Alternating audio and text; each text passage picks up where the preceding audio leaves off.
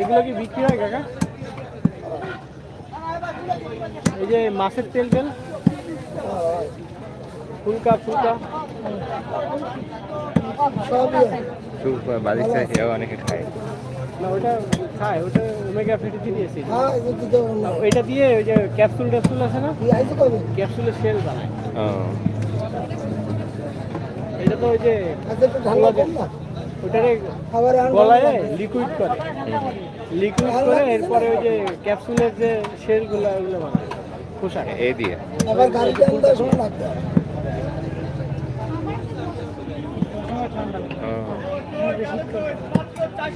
কাকা এই যে ফুলকা দিয়ে কি করে জানেন?